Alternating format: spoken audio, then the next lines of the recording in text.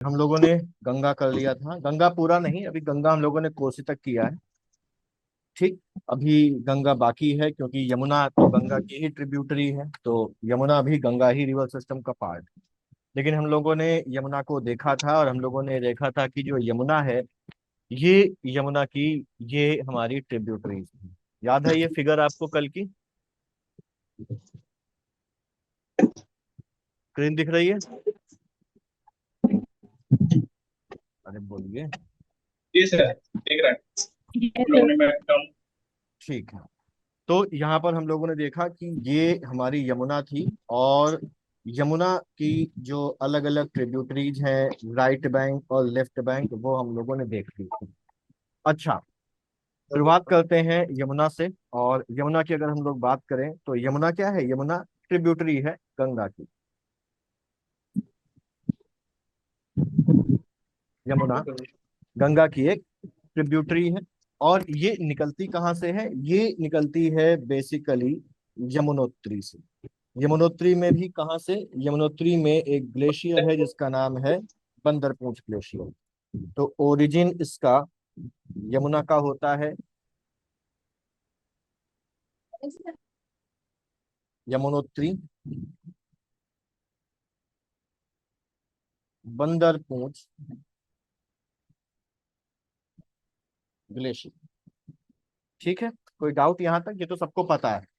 और ये जो बंदरपूंछ ग्लेशियर है, ये कहाँ पर है? ये दोनों चीजें कहाँ पर हैं? ये दोनों चीजें उत्तराखंड में है। और उत्तराखंड के गढ़वाल रीजन में ये स्थित है। ठीक। यमुना का अगर फ्लो देखें हम लोग, तो यमुना कहाँ कहाँ से बहती है? यमुना बहती है उत्तराखंड में, यमुना बहती है हरियाणा, दिल्ली और उत्तर प्रदेश में बहती है। Himachal Good evening, Pradesh, sir. Good evening. Himachal Pradesh से भी यमुना जो है वो होते हुए बहती है, लेकिन हिमाचल प्रदेश में अगर हम लोग देखें, तो हिमाचल प्रदेश के बॉर्डर को टच करती हुई ये बहती है। और हिमाचल प्रदेश में जो पोंटा साहिब शहर है हिमाचल प्रदेश का, वो पोंटा साहिब जो शहर है वो इसी यमुना के तट पर ही सिचुएटेड है। ये ध्यान रखने वाली बात है। यमुना के बारे में एक चीज और ध्यान रखनी है कि यमुना जो है वो हरियाणा, सर ये क्या बोले पोंटा सा? पोंटा साहिब हिमाचल प्रदेश की एक सिटी है, वो यमुना के तट पर है। ठीक है। ये जो है हरियाणा और यूपी के बीच में बॉर्डर भी बनाती है। कौन सी नदी की बात कर रहे हैं? यमुना की बात कर रहे हैं। और हम लोगों ने कल देखा था कि हमारे भारत में कई सारी नदियां हैं जिनको पवित्र माना जाता है। वैसे तो हमारे भारत में हर नदी को माँ का दर्जा दिया जाता है, लेकिन कुछ नदियां ऐसी हैं जिनको देवियों का दर्जा भी दिया है, जिनमें से एक कौन है? यमुना ही है। और जब हम लोगों ने वैदिक पीरियड पढ़ा था, तो हम लोगों ने बात की थी कि यमुना जो है वो सूर्य की पुत्री है, और यमराज की क्या है? बहन है। ठीक। और जैसे हम लोगों ने इंडस रिवर सिस्टम में देखा था कि इंडस रिवर सिस्टम में जो अलग अलग उसकी जो ट्रिब्यूटरीज थी, चाहे वो हमारी झेलम हो, चेनाब हो, रावी हो, ब्यास हो, कोई भी हो, उन सभी को नेशनल वाटरवे का दर्जा दिया गया था। गंगा को भी नेशनल वाटरवे का दर्जा दिया गया है, नेशनल वाटरवे वन बोला गया है उसको। और जो यमुना है, यमुना को भी नेशनल वाटरवे का दर्जा दिया गया है। और यमुना का जो नेशनल वाटरवे नंबर है वो है नेशनल वाटरवे 110, 110। राष्ट्रीय जलमार्ग 110 कौन है? यमुना ही है। अब यमुना की हम लोग ट्रिब्यूटरीज की अगर बात करें, इसकी जो सहायक नदियां हैं उनकी बात करें, तो यमुना की ट्रिब्यूटरीज जो डायग्राम है उसमें तो आप लोगों ने देखा ही है, लेकिन कुछ हम लोग यहाँ पर लिस्ट कर लेते हैं अलग से। हम बात करते हैं यमुना की लेफ्ट बैंक ट्रिब्यूटरीज और यमुना की राइट बैंक ट्रिब्यूटरीज। वैसे जनरली एग्जाम में पूछा जाता है कि ये कौन सी नदी की ट्रिब्यूटरी है, लेकिन कभी कभार ज्यादा जब डिटेलिंग में पूछने की वो कोशिश करता है, तो वो ये भी पूछ लेता है कि ये लेफ्ट बैंक ट्रिब्यूटरी है कि राइट बैंक ट्रिब्यूटरी है। मुझे ये उम्मीद है कि आपको लेफ्ट बैंक और राइट बैंक ट्रिब्यूटरीज का मतलब पता होगा। पता है? Yes sir. ठीक है। जी सर। तो लेफ्ट बैंक ट्रिब्यूटरीज की अगर हम लोग बात करें, तो लेफ्ट बैंक ट्रिब्यूटरीज में हमारे पास जो आएगी वो आएगी हिंडन, हिंडन के अलावा ससुर खदेरी, इसके बारे में मैंने बताया था कि ये छोटी सी नदी है, लेकिन इसकी इम्पोर्टेंट इसलिए है क्योंकि ये सूख गई थी और इसको वहाँ के जो लोकल लोग हैं और जो वहाँ का प्रशासन है, उसकी सहायता से इसको दोबारा से जन्म, जो पुनर्जन्म इसका है वो हुआ है ससुर खदेरी का, इसलिए हमारे लिए थोड़ी सी ये इम्पोर्टेंट हो जाती है। इसके अलावा एक और नदी है, इसका केवल नाम ध्यान रखना है, हनुमान गंगा।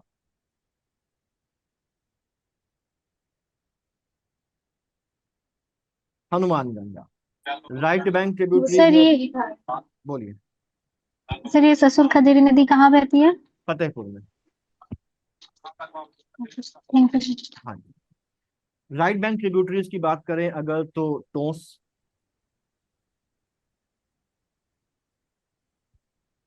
चंबल, बेतवा, सिंध, केन, ये इंपॉर्टेंट इसकी राइट बैंक ट्रिब्यूटरीज है। एक एक करके इसके ट्रिब्यूटरीज के बारे में हम लोग बात कर लेते हैं। ठीक, सबसे पहले लेफ्ट बैंक ट्रिब्यूटरी से शुरुआत करते हैं हर है और हिंडन की बात करते हैं। ठीक है, तो हिंडन की बात अगर हम लोग करें,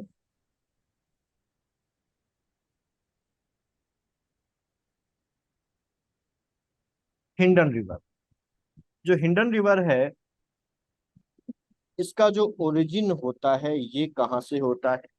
तो हिंडन रिवर का जो ओरिजिन होता है वो है शिवालिक माउंटेन्स या शिवालिक रेंज में। और इस शिवालिक रेंज में का एक सब पार्ट है जिसको हम राजाजी रेंज के नाम से जानते हैं। और ये हमारे यूपी का जो सहारनपुर डिस्ट्रिक्ट है उसके पास ये सिचुएटेड है। और यहीं से ये जो रिवर हिंडन है ये ओरिजिनेट होती है। शिवालिक माउंटेन का वो हिस्सा जहां पर राजाजी रेंज पाई जाती है उसको एक और नाम से भी जाना जाता है, इसको शाकंभरी रेंज के नाम से भी जाना जाता है। ठीक, उसको मैं फिर से समझा देता हूँ कि जो हिंडन है वो शिवालिक माउंटेन से निकलती है। शिवालिक माउंटेन का एक सब पार्ट है जिसको राजाजी रेंज कहा जाता है, और वहां से ये हिंडन ओरिजिनेट होती है सहारनपुर के पास से। शिवालिक का वो हिस्सा जहां पर राजाजी रेंज सिचुएटेड है उस शिवालिक के हिस्से को शाकंभरी रेंज के नाम से जाना जाता है। कंफ्यूजन तो नहीं हुआ? तो ये बोल सकते हैं ना कि राजा जी रेंज का ही दूसरा नाम शाकंभरी रेंज है। नहीं, राजाजी रेंज का दूसरा नाम शाकंभरी रेंज नहीं है। हम बोले अगर तो हम शिवालिक को दो पार्ट में बांट, शिवालिक को दो पार्ट में बांटा जाता है, एक है हमारा अपर शिवालिक और दूसरा है हमारा लोअर शिवालिक। जो अपर शिवालिक है इसी को शाकंभरी रेंज बोलते हैं। और इस शाकंभरी रेंज में एक छोटा सा हिस्सा है जिसको राजाजी रेंज बोला जाता है। क्लियर? ठीक है ना, अब तो डाउट नहीं। अच्छा, ये जो रिवर है जिसका नाम है हिंडन रिवर, इसकी जो लेंथ है वो लगभग 400 किलोमीटर इसकी लंबाई है। और ये सहारनपुर के पास से निकलती है और सहारनपुर के पास से निकलकर नोएडा के पास ये यमुना में मर्ज हो जाती है जाके। ठीक है, इसकी इंपॉर्टेंस हमारे पास एंशियंट हिस्ट्री में भी है, क्योंकि इंडस वैली सिविलाइजेशन की एक साइड हम लोगों ने कल बात की थी जिसका नाम क्या था? आलमगीरपुर। आलमगीर। तो आलमगीर को नस्ती आलमगीरपुर इसी नदी के तट पर सिचुएटेड था। और हम अगर देखें तो इसका उद्गम सहारनपुर से हो रहा है और इसका अंत कहाँ पर हो रहा है? नोएडा में हो रहा है। तो हम ये बोल सकते हैं कि ये यूपी में ही बहती है। और यूपी के कुछ यस। इंपॉर्टेंट सिटीज जो इसके ऊपर सिचुएटेड है वो कौन कौन से हैं? तो एक तो सहारनपुर हो गया, ठीक, नोएडा तो है ही जहां पर इसका अंत हो रहा है, मुजफ्फरनगर, मेरठ,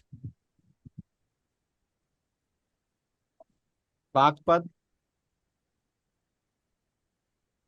गाजियाबाद, नोएडा, ये इस नदी के ऊपर बसे हुए इंपॉर्टेंट शहर हैं। हिंडन के तो बाद, ये चार बोलिए। तो ये 400 किलोमीटर इसकी लंबाई है ना हिंडन हाँ की? हाँ, हिंडन की लंबाई, जैसे ठीक है। अब हिंडन हम लोगों ने देख ली। हिंडन के बाद अगली जो रिवर हम लोग यहाँ पर देखें वो है हमारी, लाइन से ही चलते हैं, Tons, right bank tributary Yamuna की। और अगर हम लोग देखें तो ये टोंस जो है यमुना की सबसे बड़ी ट्रिब्यूटरी या ये या जो सहायक नदी है वो है, ठीक। एक चीज और ध्यान रखें, टोंस भी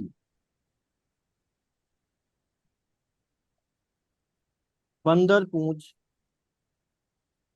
ग्लेशियर से ही निकलती है। तो हम लोग ये बोल सकते हैं कि टोंस और यमुना का जो ओरिजिन है वो एक ही है, वो भी बंदरपूंछ से निकलती है और ये भी बंदरपूंछ से ही निकलती है। और इसका फ्लो जो है वो ओनली इन उत्तराखंड, केवल उत्तराखंड में ही ये बहती है। बंदरपूंछ ग्लेशियर से निकलती है और बहते बहते ये जब देहरादून के पास पहुंचती है तो देहरादून के पास एक जगह है जिसका नाम है कालसी। कालसी में ये यमुना से मिल जाती है, ठीक। कालसी एक चीज और इसके लिए भी मशहूर है, हम लोगों को पता है अशोक का एक मेजर जो रॉक एडिक्ट है, जो बृहद शिलालेख है, वो कहाँ से मिला है? कालसी से मिला है, कालसी से मिला है, ठीक। फिर है हमारी अगली रिवर चंबल, ठीक। अब बात करते हैं चंबल की। चंबल जो नदी है ये निकलती कहाँ से है? जो विंध्य रेंज है,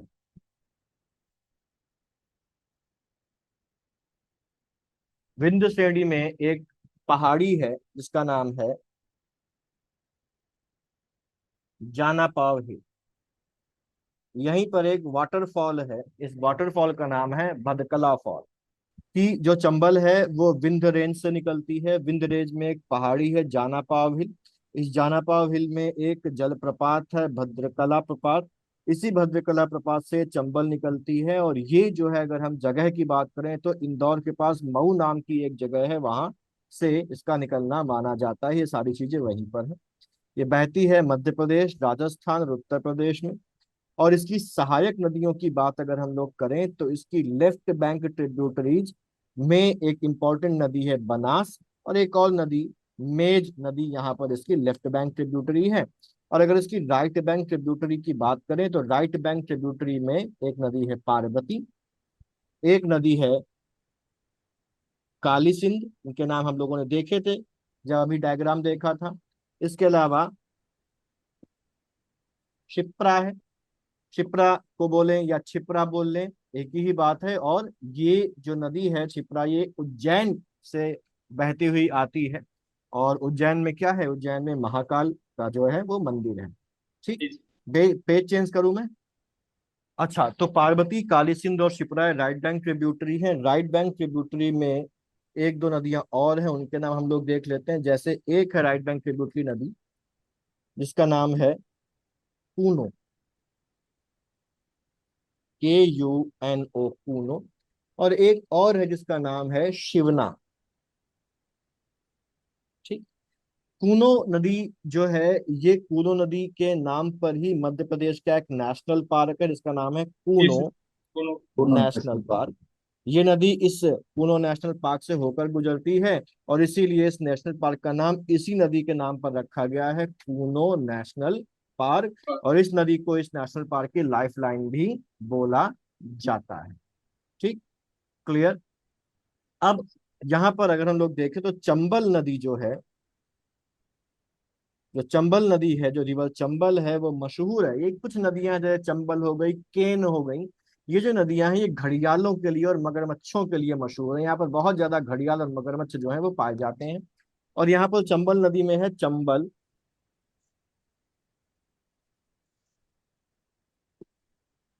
सैंक्चुअरी, यानी कि चंबल अभयारण्य। और यहाँ पर क्या होता है, यहाँ पर होता है घड़ियाल संरक्षण। ठीक है। अगर हम यहाँ पर कुछ और प्रोजेक्ट्स की बात करें इस चंबल नदी पर, तो चंबल नदी पर एक प्रोजेक्ट है जिसका नाम है चंबल घाटी परियोजना।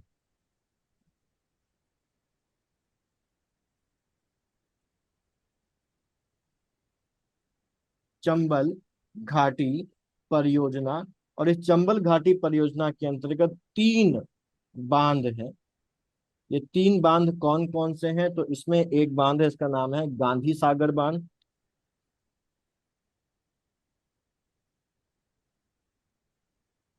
राणा प्रताप बांध।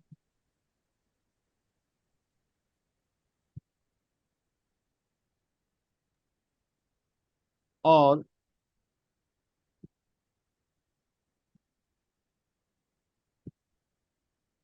जवाहर सागर बांध। इन 3 बांधों में से 2 बांध, राणा प्रताप सागर बांध और जवाहर सागर बांध जो है वो राजस्थान में है। और गांधी सागर बांध जो है वो मध्य प्रदेश में है। इसको ध्यान रखना है, ये इंपॉर्टेंट है, बहुत बार एग्जाम में पूछा गया है। यहीं पर एक और बैराज बन रहा है जिसका नाम है कोटा बैराज, जो कि कहाँ पर है, राजस्थान में है। इसका नाम कोटा बैराज इसलिए है क्योंकि राजस्थान के कोटा शहर में है। कोटा से। यानी कि इससे एक बात ये भी क्लियर होती है कि जो कोटा शहर है वो किस नदी पर है, चंबल पर है। क्लियर, यहाँ तक कोई डाउट, चंबल क्लियर। Yes. ठीक, चंबल के बाद अगली हमारे पास है सिंध। जो सिंध है ये भी बेसिकली किससे निकलती है, विंध्यन रेंज से निकलती है। और अगर हम स्पेसिफिकली देखें तो विंध्यन रेंज के पास स्थित मालवा के पठार से निकलती है।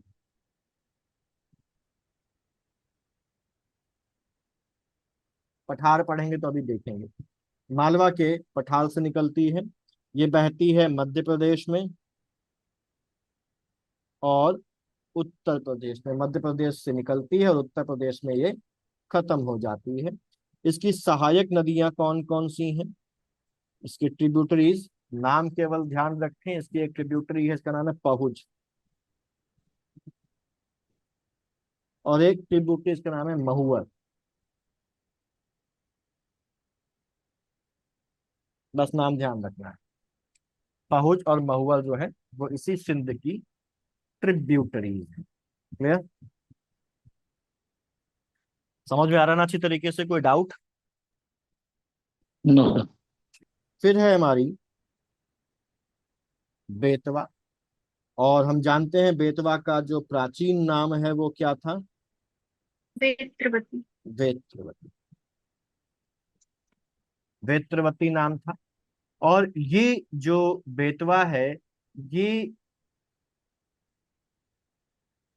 जो नदी है हम जानते हैं कि किसकी ट्रिब्यूटरी है, यमुना की ही तो ट्रिब्यूटरी है। ठीक, इसमें कुछ इंपॉर्टेंट डैम्स हैं, ध्यान रखिएगा, इंपॉर्टेंट। मैं पेज चेंज कर दूं, यस।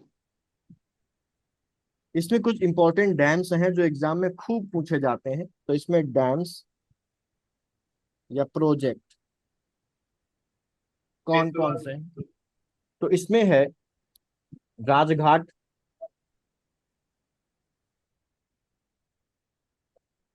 बांध, माता टीला बांध, पारीछा, धुरवारा। ठीक। ये जो राजघाट बांध है इसी को बोला जाता है रानी लक्ष्मीबाई डैम।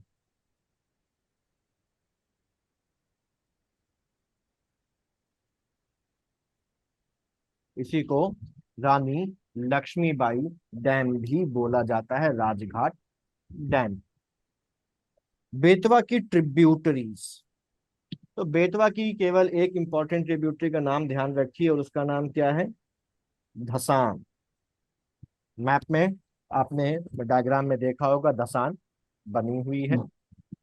और हम लोगों ने एक काम और कल देखा था, यहाँ पर एक नदी जोड़ो जो परियोजना भारत सरकार के द्वारा शुरू करी गई थी, उसके अंतर्गत एक इन दोनों नदियों को जोड़ने की बात भी हो रही थी, जिसका नाम है लिंक परियोजना का Ken Betwa project. Betwa link project, जिसमें इन दोनों नदियों को केन और बेतवा जो अगल बगल है उनको जोड़ने की बात यहाँ पर हो रही। यूपी के हमीरपुर के पास यमुना में ये मर्ज हो जाती है, यमुना में मिल जाती है।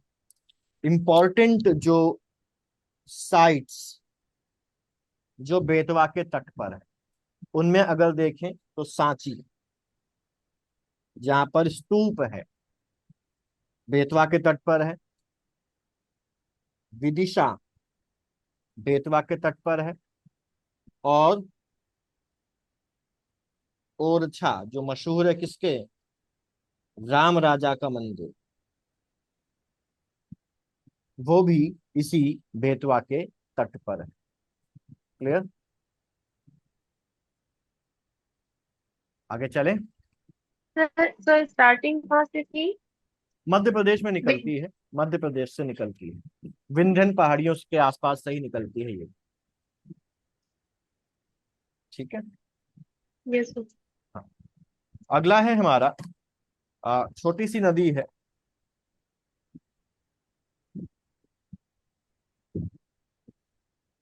ससुर खदेरी नदी। ठीक। इसकी इंपॉर्टेंस मैंने बताई कि क्यों है। बहुत छोटी सी नदी है, लंबाई लगभग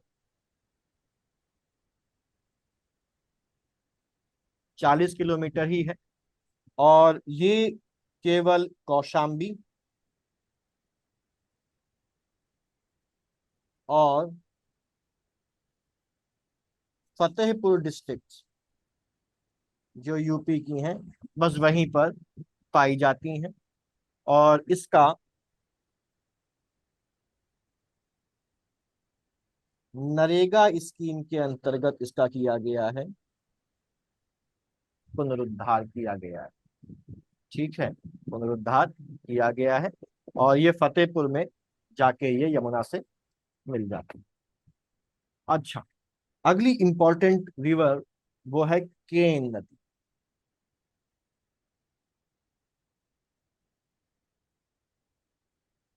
केन नदी, इसमें भी बहुत घड़ियाल पाए जाते हैं। और केन का एक्चुअल उद्गम क्या है इसके बारे में अभी कुछ क्लैरिटी नहीं है। विंध्यन से निकलती है, लेकिन विंध्यन में कहाँ से निकल रही है उसके बारे में अभी भी जो खोज वगैरह है वो चल रही है। ठीक।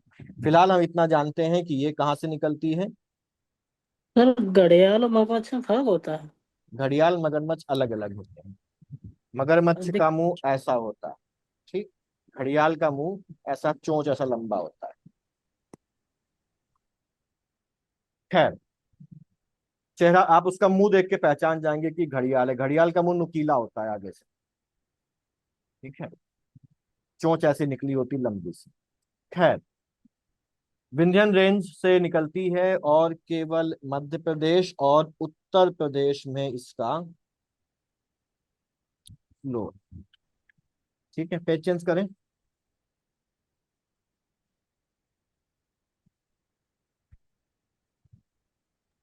यस। इसमें एक चीज ध्यान रखनी है कि ये जो केन नदी है इसमें भी घड़ियाल पाए जाते हैं। अच्छा, एक बात ये ध्यान है कि केवल घड़ियाल नहीं, दोनों पाए जाएंगे, घड़ियाल भी और मगरमच्छ भी। लेकिन घड़ियाल जो है वो थोड़ा सा रेयर है। तो घड़ियाल क्योंकि रेयर है इसलिए घड़ियाल के कंजर्वेशन के प्रयास जो है वो ज्यादा है। ठीक, इसीलिए जहां जहां घड़ियाल पाए जाते हैं वहां पर घड़ियालों के लिए अभयारण्य बनाए गए हैं, क्योंकि केन में भी घड़ियाल जो है वो पाए जाते हैं, इसलिए केन में भी बनाया गया एक घड़ियाल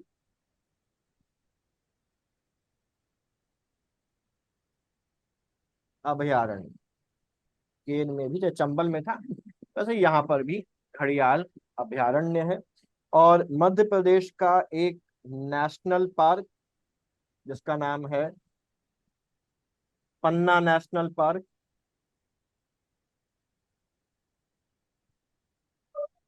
से होकर ये बहती है। ठीक, और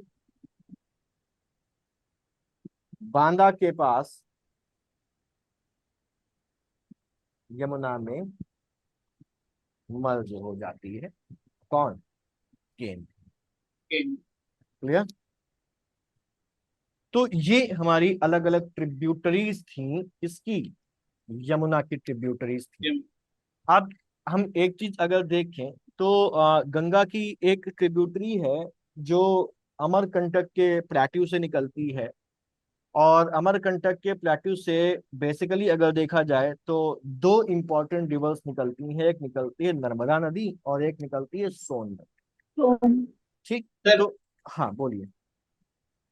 सर केन में एक क्वेश्चन और, इसमें सजल पत्थर पाया जाता क्या बोल रहे हैं? है।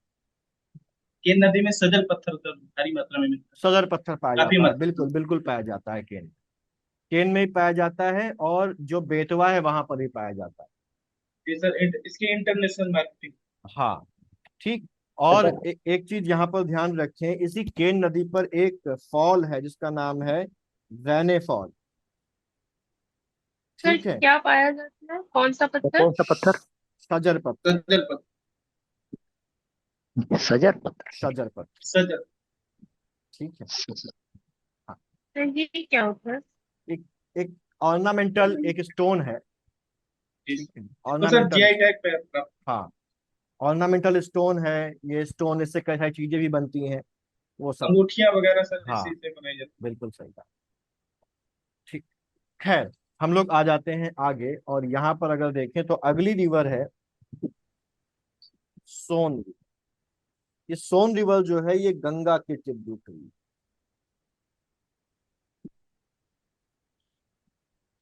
सोन रिवर गंगा की कौन सी ट्रिब्यूटरी है?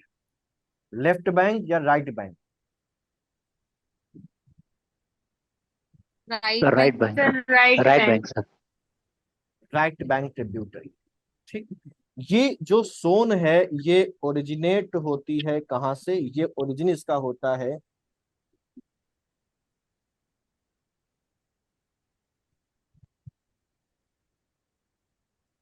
अमरकंटक के प्लेट्यू से, इसका ओरिजिन होता है। अमरकंटक के प्लेट्यू की अगर हम लोग बात करें तो जो अमरकंटक का प्लेट्यू है, ये अमरकंटक का पठार मध्य प्रदेश में है, और अमरकंटक के पठार से कई सारी जो नदियां हैं वो निकलती हैं, जिनमें से दो इंपॉर्टेंट नदियां हैं। एक नदी हमारी यहाँ से निकलती है जो इससे निकलने के बाद पश्चिम की ओर बहना शुरू करती है, और पश्चिम की ओर बहते हुए जाके अरब सागर में गिर जाती है। दूसरी नदी यहाँ पर निकलती है जो इससे निकलने के बाद उत्तर की तरफ बहती है। और ये इंपॉर्टेंट बात है, क्योंकि अगर हम प्रायद्वीपीय भारत की बात करें तो प्रायद्वीपीय भारत में जो नदियां हैं वो या तो वेस्ट की तरफ बह रही हैं या तो ईस्ट की तरफ बह रही हैं। जनरली वो ईस्ट की तरफ बह रही हैं, और किसी खास जियोग्राफिकल फीचर की वजह से वो वेस्ट की तरफ बहना शुरू कर देती हैं। जैसे जो नर्मदा है वो वेस्ट की तरफ इसलिए बह रही है क्योंकि वहां पर एक रिफ्ट वैली है, और वो उस रिफ्ट वैली से होते हुए बहती है।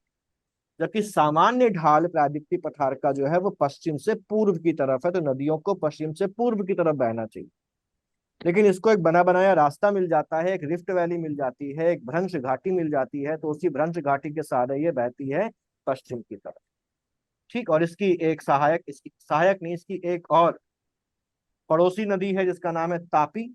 वो भी ऐसी भ्रंश घाटी में बहती है, और वो भी कहाँ पर चली जाती है? पश्चिम की तरफ बहना शुरू करती है। लेकिन ये जो सोन है ये थोड़ा सा विद्रोह कर देती है, यह ना तो पश्चिम की तरफ बह रही है और ना ही ये पूर्व की तरफ बह रही है, बल्कि ये बह रही है किधर? नॉर्थ में। नॉर्थ नॉर्थ की तरफ। और नॉर्थ की तरफ जब ये बहती है तो नॉर्थ की तरफ बहने पर इसको कौन सी नदी मिलेगी? गंगा मिलेगी। और ये जाकर किसमें मिल गंगा। जाएगी? ये गंगा में मिल गंगा। जाएगी, क्योंकि इसके उत्तर में आ रही है गंगा बहती है, जिसमें यमुना जो है वो पहले ही मिल चुकी है। और ये अब उत्तर की ओर बहती हुई जाके ये गंगा में मिल जाती।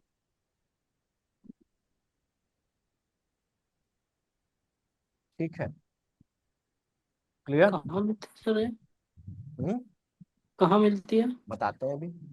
ठीक, तो ये इसको बना लीजिए आप। ये अमरकंटक प्लेट्यू है, अमरकंटक का पठार है ये। और इस सोन नदी की एक सहायक नदी आ रही है इसके बगल से बहती हुई, यहां से। इसका नाम है रिहन।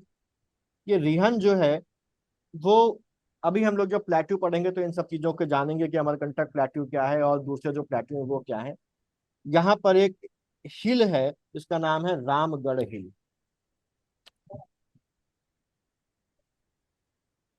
रामगढ़ की पहाड़ियां हैं।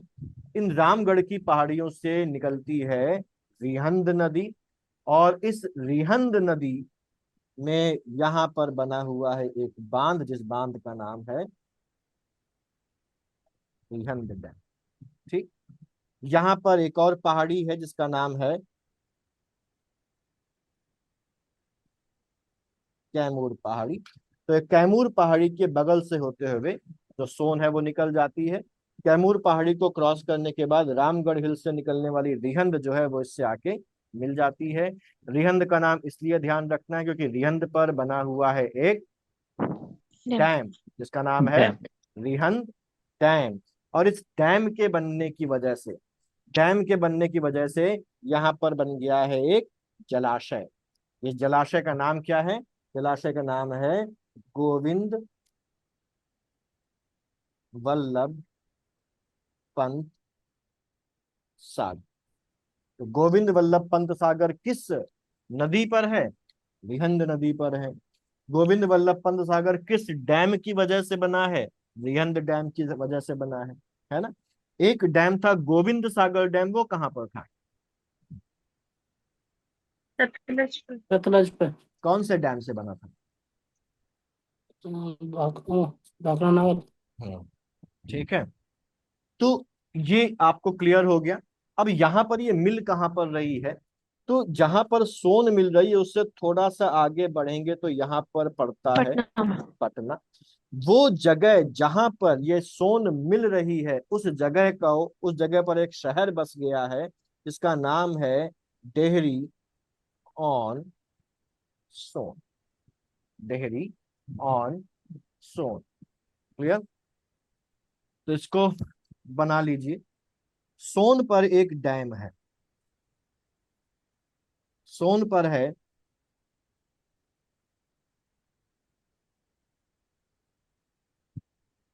बाण सागर बांध, क्लियर?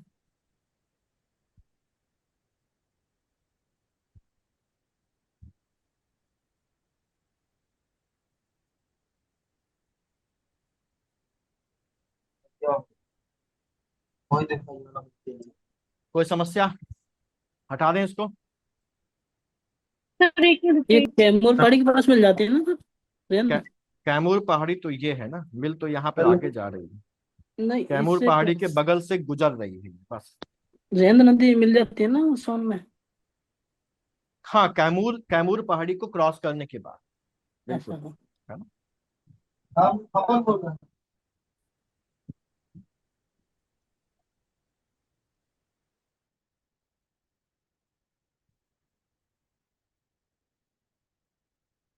फॉल का नाम था भदकला फॉल। भदकला फॉल। फोन पे ही। चले आगे, हो गया। तो ये भद्रकला है कि भद्रकला जो अभी वो पीछे बताया था, हाँ, वही वही ना? वाला वही वाला वही वाला। ठीक तो है, इस भद्रकला नहीं है ना, भद्रकला ही है। भदकला भदकला, भद्र नहीं है, भद है। Yes. चले आगे। सर ये सर कहाँ पे कौन पे है है? वाटरफॉल वाला? क्या चीज बोल रही है? सर ये जो वो आपने बताया वाटरफॉल, ये कहाँ ये पे है? भदकला हम लोगों ने जो पढ़ा था ना, वो हम लोगों ने किसके बारे में पढ़ा था? वो हम लोगों ने चंबल के बारे में पढ़ा था। तो क्वेश्चन यहाँ पर आया था उसमें मैसेज में, तो उसमें मैंने बताया कि भदकला था। चंबल नदी निकलती है भदकला से। Okay sir. ठीक है, चेंज करें इसको। यस। ठीक, तो ये हमारी हो गई सोन नदी। और हम लोगों ने गंगा को कोसी तक देख लिया था। अब आगे चलते हैं और बात करते हैं ब्रह्मपुत्र की, और गंगा के बचे हुए भाग जो कोसी के आगे का है उसको भी हम लोग वहीं पर कवर कर लेंगे, क्योंकि अब गंगा कोसी के बाद थोड़ा सा आगे बढ़ेगी, पश्चिम बंगाल पहुंचेगी। पश्चिम बंगाल में एक बैराज मिलेगा, फरक्का बैराज। फरक्का बैराज से गंगा दो भागों में बट जाएगी। एक हिस्सा कहलाएगा हुगली, और एक हिस्सा एंटर कर जाएगा बांग्लादेश में, और बांग्लादेश में एंटर करने के बाद वो मिल जाएगी जाके किससे? ब्रह्मपुत्र से। ठीक है, तो उस पोर्शन को पढ़ने से पहले हम लोगों को ब्रह्मपुत्र को समझ लेना थोड़ा सा जरूरी है। तो हम लोग ब्रह्मपुत्र पढ़ेंगे और उसके बाद गंगा का बचा हुआ हिस्सा हम लोग कवर करेंगे। बात करते हैं ब्रह्मपुत्र रिवर सिस्टम की, और क्योंकि गंगा भी इसी का भाग है, तो हम इसके लोअर पार्ट को गंगा ब्रह्मपुत्र रिवर सिस्टम के नाम से भी पुकार सकते हैं।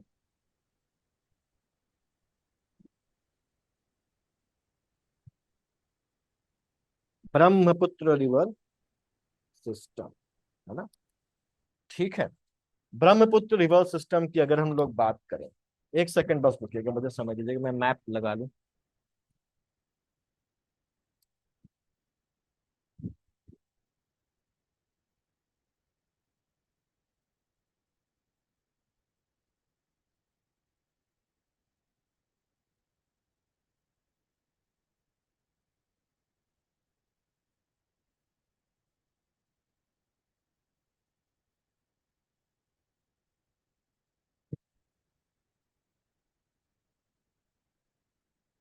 हाँ जी, स्क्रीन आ गई वापस।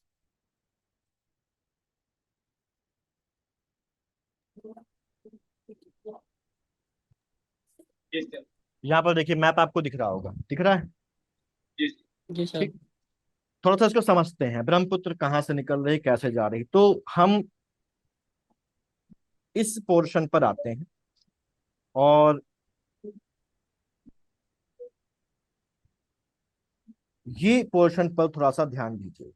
ठीक, इस पोर्शन को अगर हम लोग देखें तो यहाँ पर आपको दो झीलें दिखाई पड़ रही हैं। दो झीलें दिखाई पड़ रही होंगी। इनमें से एक झील जो है, उस झील का नाम है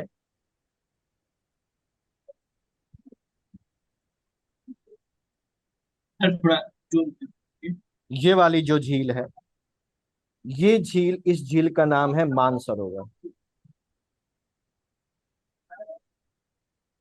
ठीक, ये जो झील है, इस झील का नाम है राक्षसताल। ठीक, यहीं पर आपका, इस जगह पर आपका है गुल्लामान धाता, और इसके ठीक पीछे ये जो आपको दिखाई दे रहा है ना, ये है आपका कैलाश पर्वत। ठीक, यहीं से ये जो नदी है ब्रह्मपुत्र, वो मानसरोवर के पास से निकलती है, और मानसरोवर के पास से निकलते हुए फिर ये बहती है ईस्ट की तरफ, और ईस्ट की तरफ बहते हुए फिर ये पहुंचती है यहां से निकलकर, एक सेकंड पर, यहां से निकल के ये इस तरीके से बहती हुई यहाँ पहुंचती है। और यहाँ पर जब ये पहुंचती है, तो जब हम लोगों ने हिमालय पढ़ा था तो हम लोगों ने देखा था कि हिमालय जो है वो वेस्ट से लेके ईस्ट तक फैला हुआ है, और हिमालय का सबसे ईस्टर्न मोस्ट पार्ट जो है, वहां पर एक पर्वत है, और उस पर्वत का नाम क्या है? नमचा बरवा। नाम से और बरवा। नमचा बरवा के बाद हिमालय जो है वो घूम जाता है। नमचा बरवा के बाद हिमालय जो है वो ऐसे घूम जाता है, और पूर्वांचल की हिमालय जो पहाड़ियां हैं उनको जन्म देता है। याद है आप लोगों को ये? ठीक, यस तो जो नमचा बरवा है वो नमचा बरवा यहाँ पर कहीं है, इस जगह पर ये नमचा बरवा आपका है, यहाँ पर आपका नमचा बरवा पर्वत है। अब ये जो नदी है ये आ रही है और यहाँ पर ये हिमालय, जब यहाँ से हिमालय मुड़ रहा है तो हिमालय के मुड़ने की वजह से ये नदी भी अब आगे ना बढ़ के इस तरीके से यू टर्न ले लेती है। ये देखिए इसने क्या लिया, यू टर्न लिया। You U-turn। टर्न क्यों लिया? क्योंकि जिस पर्वत के सहारे ये बह रही है उस पर्वत ने एक बेंड लिया है, उस पर्वत ने भी एक यू टर्न लिया है और वो पर्वत हिमालय है और यू टर्न लेने के बाद वो बन जाता है पूर्वांचल पहाड़ियां। ठीक, तो ये भी क्या कर लेती, ये भी एक यू टर्न लेती है। तो ये हिमालय के द्वारा इस तरीके से अब ये जो यू टर्न लिया गया है नमचा बरवा के बाद से, इसको बोलते हैं एक सिंटेक्सियल बेंड। क्या बोलते हैं? सिंटेक्सियल बेंड, अच्छी घुमाव, अच्छी नमन हिंदी में इसको बोला जाता है। और इस वजह से जो ब्रह्मपुत्र है ये ब्रह्मपुत्र भी यू टर्न लेने के बाद एंटर करती है इंडिया में। यहाँ पर अगर आपको दिखाई पड़ रहा होगा तो ये कौन सी स्टेट है? अरुणाचल अरुणाचल प्रदेश। प्रदेश। अरुणाचल प्रदेश में एंटर करने के बाद फिर ये देखिए बहती हुई आ रही है, आसाम में बह रही है और आसाम से यस बहती हुई ये एंटर कर जाती है कहाँ पर? बांग्लादेश। तो भारत में यस अगर देखें तो जो ब्रह्मपुत्र है केवल दो राज्यों से होकर बह रही है, एक अरुणाचल प्रदेश और दूसरा कौन सा है? दूसरा है आसाम। इसके अलावा किसी और राज्य से इसकी मुख्य धारा नहीं बह रही है। हाँ, बाकी राज्य इसके बेसिन में आते हैं क्योंकि दूसरे राज्यों से आने वाली छोटी छोटी नदियां इसमें आके मिलती हैं। लोहित हो गया, दिबांग हो गया, धनसरी हो गया, कपली हो गई, बेकी हो यस गई, जलढाका हो गई, कामेंग हो गई, ये सब आके इससे मिल गई। तो बाकी राज्य इसके ड्रेनेज बेसिन में तो आते हैं, इसके प्रवाह क्षेत्र में तो आते हैं, लेकिन इसकी मुख्य धारा जो है वो केवल अरुणाचल प्रदेश में और असम में ही बहती है और उसके बाद ये एंटर कर जाती है बांग्लादेश में। ये नदी जो है, ये नदी एक से ज्यादा देशों में बहती है। वो सारी नदियां जो एक से ज्यादा देशों में बहती हैं उनको बोलते हैं ट्रांस बाउंड्री रिवर्स। क्या बोलते हैं? Trans boundary. Trans boundary rivers. क्या हम ब्रह्मपुत्र को ट्रांस बाउंड्री रिवर बोल सकते हैं? जी सर। Yes sir. हम लोगों ने अभी तक और कौन कौन सी रिवर्स ऐसी पढ़ी हैं जिनको ट्रांस बाउंड्री सिंधु रिवर्स बोला जा सकता है? सर सिंधु, सिंधु सतलज, ब्रह्मपुत्र सिंधु, ब्रह्मपुत्र, सतलज, शत- है ना, सतलज। सतलज। यस और सर। हम लोगों ने वो पढ़ी थी करनाली, कोसी। Yes sir. ये सब कहाँ से? नेपाल उसी से ही सर। तो आ रही हैं। तो यस ये सर, सब जी जी जो जी जी नेपाल से जी भी सर। आ रही हैं, नेपाल भी तो विदेश है ना, यस है ना। ठीक है, तो वो भी सब ट्रांस बाउंड्री रिवर्स। तो इसको दिमाग में बैठाते जाइए कौन कौन सी ट्रांस बाउंड्री रिवर्स हैं। ठीक है, अगर कभी आयोग इस तरीके से कुछ घुमा के करने की कोशिश करे तो आप पहले से ही प्रिपेयर रहें, केवल किताबी कीड़े ना बने, चीजों को मनन करना भी सीखें। ठीक है। क्लियर? तो यहाँ पर नमचा बरवा है। अच्छा, ये नमचा बरवा है और यहाँ पर कहीं क्या है? यहाँ पर नंगा पर्वत है और नंगा पर्वत और नमचा बरवा के बीच में ही पूरा हिमालय जो है वो फैला हुआ है। खैर, फैला हुआ। तो ये चीज तो हम समझ गए कि ये कहाँ से आ रही है और किस तरीके से मूव कर रही है। ट्रांस बाउंड्री रिवर है, तीन देशों से होकर बहती है, चीन से, भारत से और बांग्लादेश। बांग्लादेश। इन तीन देशों से होकर ये बहती है। अब यहाँ पर अगर देखें तो मानसरोवर झील है और मानसरोवर झील से अगर इतनी नदियां निकलेंगी तो मानसरोवर झील का पानी खत्म हो जाएगा ना। ठीक, तो यहाँ पर अगर देखें मानसरोवर के पास में, मानसरोवर के पूर्व की तरफ जब हम लोग बढ़ते हैं तो वहां पर एक ग्लेशियर है, इस ग्लेशियर का नाम है आंगसी ग्लेशियर। आंगसी ग्लेशियर, इस आंगसी ग्लेशियर के से ही जो है वो ब्रह्मपुत्र जो है वो निकलती है तिब्बत में। इसी आंगसी ग्लेशियर को ही चेमा युंगडुंग ग्लेशियर भी बोलते हैं। तो आंगसी ग्लेशियर बोल लें या चेमा युंगडुंग ग्लेशियर बोल लें, एक ही बात है और इसी से ये निकलती है। ठीक, अक्सर हम लोग देखते हैं किताबों में लिखा लिखा होता है कि मानसरोवर, तो मानसरोवर से नहीं निकल रही, मानसरोवर के पास के ग्लेशियर्स से ये सारी नदियां जो है वो निकल रही हैं। ठीक। फिर ये हिमालय के पैरेलल बहती हुई, देखिए हिमालय के पैरेलल बह रही है कि नहीं बह रही है, ये हिमालय है और ये पैरेलल में ये बह रही है। हिमालय के पैरेलल बहती हुई आती है, नमचा बरवा के पास से यू टर्न लेती है और भारत में आने के बाद अरुणाचल प्रदेश, उसके बाद असम के बाद बांग्लादेश में एंटर कर जाती है। दूसरी चीज यहां पर अगर देखें तो अब जो ब्रह्मपुत्र है, इस ब्रह्मपुत्र को अलग अलग देशों में, अलग अलग इलाकों में अलग अलग नामों से पुकारा जाता है। मैप में ये हटा दूं, वापस आ जाते हैं अपने।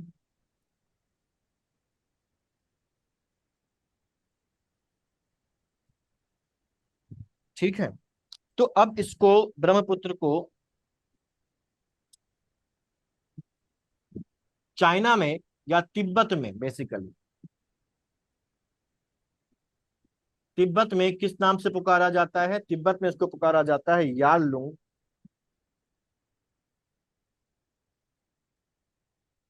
सांगपो के नाम से।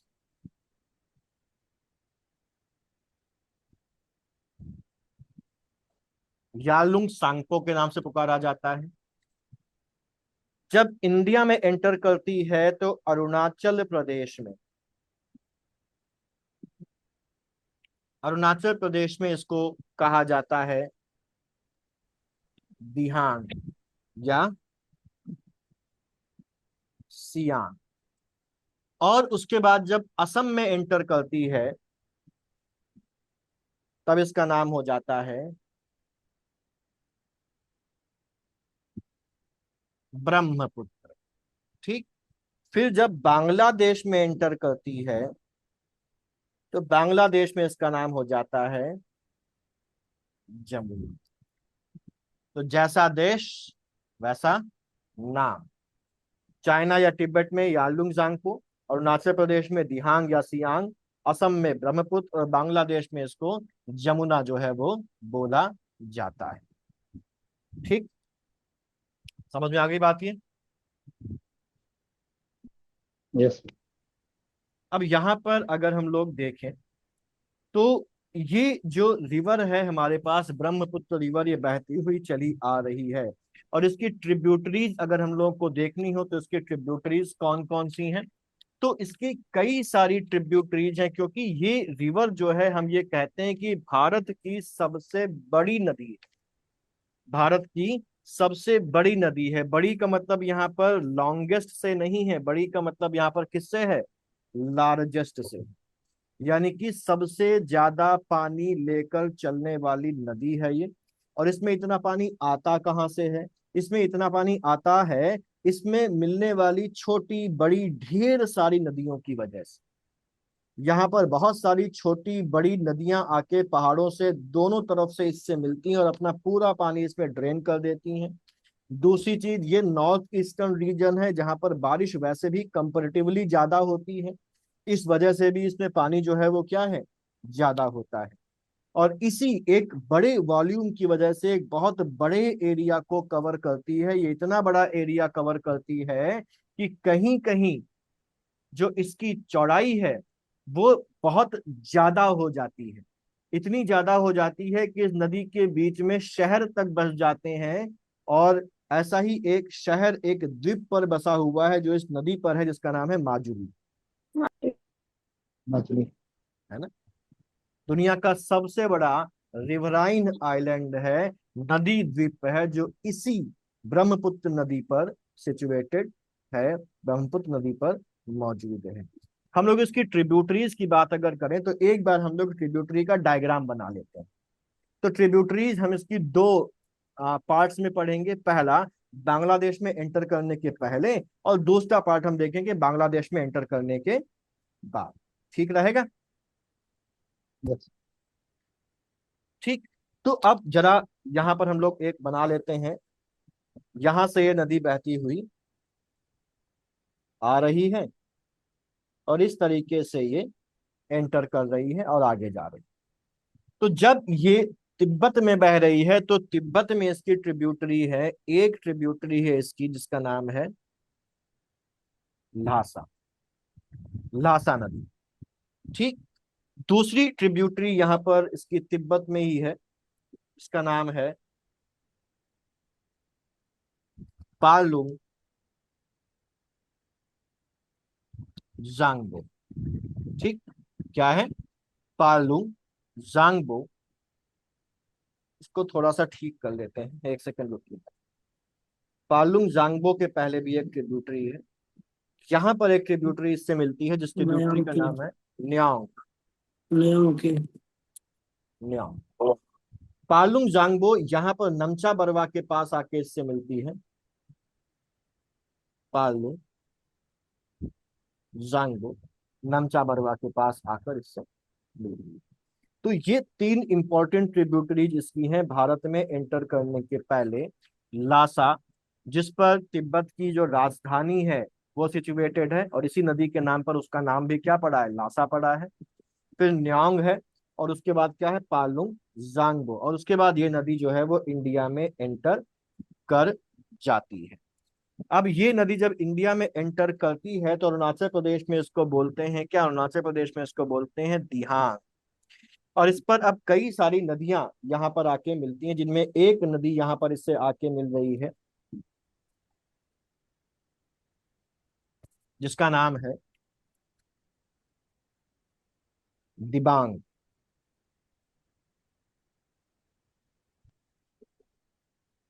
यहां से एक नदी आके मिल रही है, इसका नाम क्या है?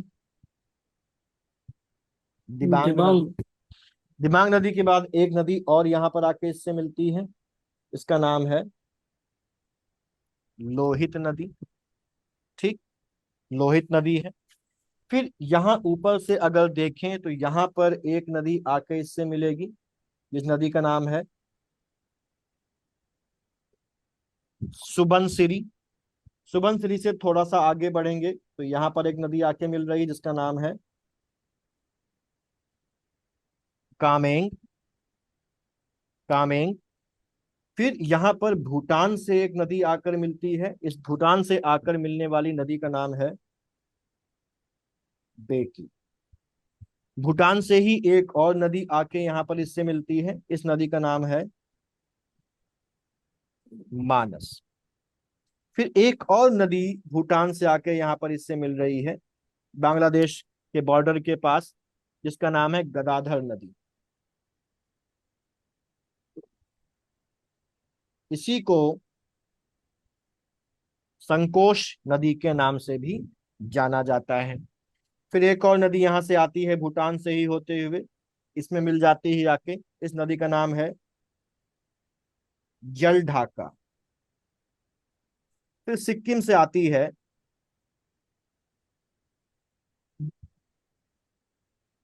तीस्ता नदी। सिक्किम से आती है तीस्ता नदी। इसके अलावा कुछ और यहाँ पर नदियां हैं। एक नदी यहाँ पर आके इससे मिल रही है, इसका नाम है कपिली। और एक नदी यहाँ पर आके इससे मिलेगी जिसका नाम है धनसिरी। तो ये इसकी इसमें आकर मिलने वाली जो है वो नदियां हैं। इसमें अगर हम लिस्ट करें तो लेफ्ट बैंक और राइट बैंक ट्रिब्यूटरीज हम समझ जाएंगे। अगर हम देखें तो ये सुबनसिरी, कामेंग, बेकी, मानस, गदाधर, जल ढाका और तीस्ता, ये जो है ये इसकी राइट बैंक ट्रिब्यूटरीज हैं। और जो धनसिरी, कपिली, लोहित और दिबांग हैं ये इसकी लेफ्ट बैंक ट्रिब्यूटरीज हैं। समझ गए इस बात को?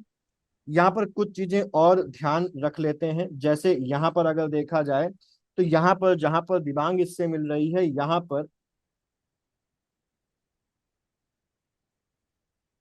ये दिख रहा है आपको?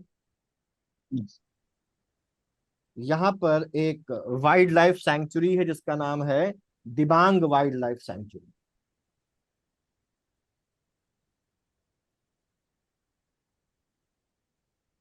मैं रेट सही लिख देता हूँ, दिबांग वाइल्ड लाइफ सैंक्चुरी यहाँ पर है। फिर जहां पर लोहित आके इससे मिलती है, ये लोहित यहाँ पर मिल रही है, तो जहां पर लोहित इससे आके मिलती है उस जगह पर एक और सैंक्चुरी है। यहाँ पर सैंक्चुरी क्या है, यहाँ पर एक जैव मंडल अभयारण्य है जिसका नाम है डिब्रू साइखोवा।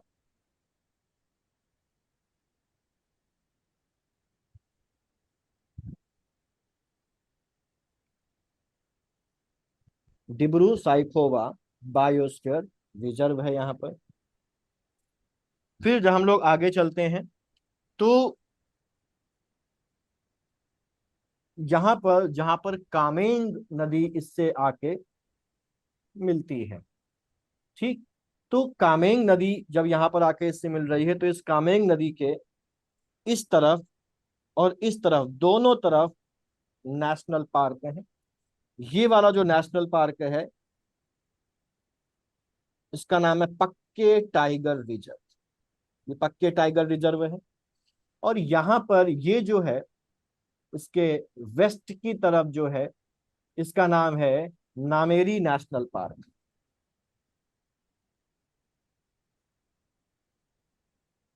नामेरी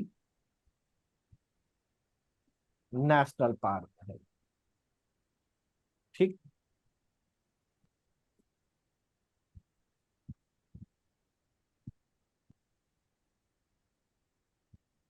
कोई समस्या?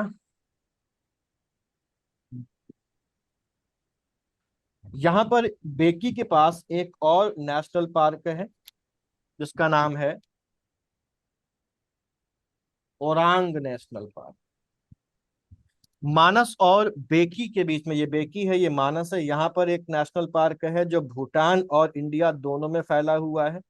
इसका नाम है मानस नेशनल पार्क, ठीक है। क्या नाम है? मानस नेशनल पार्क इसका नाम। तो अब इसको हम लोग लिख लेते हैं थोड़ा बहुत। डायग्राम तो आपको समझ में थोड़ा बहुत आ गया होगा, रिवर्स क्लियर हो गई होंगी। नेशनल पार्क भले ही आप यहाँ पर नोट ना करें लेकिन रिवर्स जो मिल रही है उनको आप जरूर बना लें। चलें वापस। जी सर। ठीक, अब यहाँ पर आगे चलते हैं और यहाँ पर इसकी ट्रिब्यूटरीज की बात अगर हम लोग करें तो इसकी हम लोगों ने देखी कि तिब्बत में इसकी ट्रिब्यूटरीज हैं।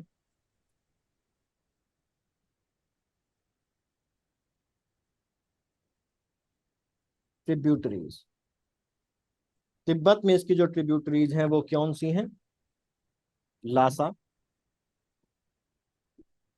न्याओ, पालुंग, जंग। उसके बाद जब भारत में एंटर होती है तो इंडिया में इसकी ट्रिब्यूटरीज कौन कौन सी हैं? इंडिया में इसकी ट्रिब्यूटरी है दिबांग, ठीक। इंडिया में इसको एक बार हम लोग लेफ्ट और राइट बैंक से समझ लेते हैं फिर आगे बढ़ते हैं। इंडिया में लेफ्ट बैंक ट्रिब्यूटरीज हैं, सीक्वेंस से चले तो दिबांग, लोहित, धनसिरी और कपिली या कोपिली। कपिली या कोपिली। और जो राइट बैंक ट्रिब्यूटरीज हैं, राइट बैंक ट्रिब्यूटरीज इंपॉर्टेंट है इसकी सुबनसिरी,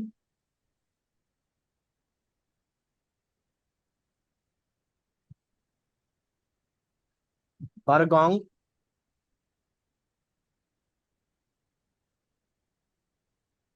कामेंग,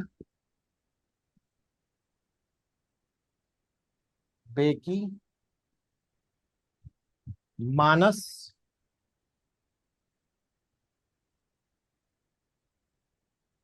गदाधर या संकोश, जलढाका और तीस्ता। जलढाका और तीस्ता, ठीक। एक एक करके इनको समझते हुए हम लोग चलते हैं, इनकी इंपॉर्टेंस। दिबांग के बारे में इतना ध्यान रखना है, दिबांग उसकी पहली ट्रिब्यूटरी है और दिबांग के बगल में नेशनल पार्क है, ठीक। शुरुआत करते हैं हम लोग लोहित से। लोहित जो है, हम जानते हैं लोहित इसकी लेफ्ट बैंक ट्रिब्यूटरी है।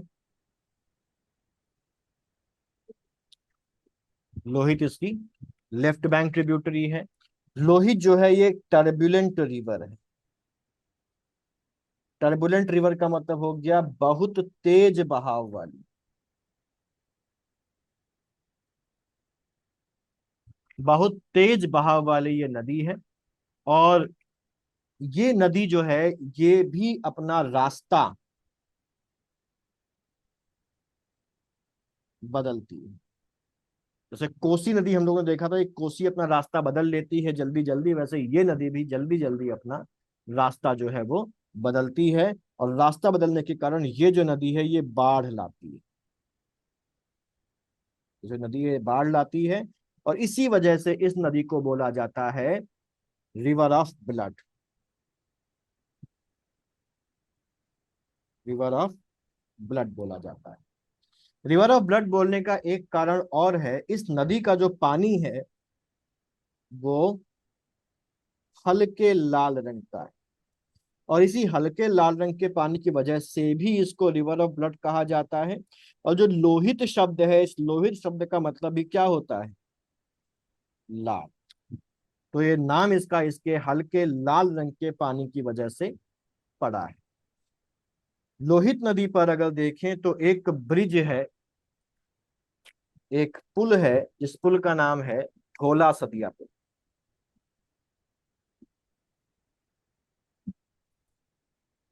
ढोला सदिया पुल इसी नदी पर है। और इसी ढोला सदिया पुल को अब जाना जाता है भूपेन हजारिका पुल के नाम से। भूपेन हजारिका पुल के नाम से इसको जाना जाता है। अगली हमारे पास है कपिली या कोपिली नदी। ठीक, ये कोपली नदी जो है ये बाईं तरफ से मिलने वाली सबसे बड़ी नदी है। बाईं तरफ से मिलने वाली सबसे बड़ी नदी है। अगली है सुबनसिरी। मैप अगर आपके सामने होगा तो आप देखते जाइए कि कहां से आ रही है। सुबनसिरी आती है तिब्बत से आती है। बस तो ये भी कैसी हो गई? ट्रांस बाउंड्री रिवर हो गई, बस है ना? ट्रांस बाउंड्री रिवर हो गई ये। ठीक, ये नदी जो है ये मीरी और अबोर पहाड़ियों के बीच से बहती है।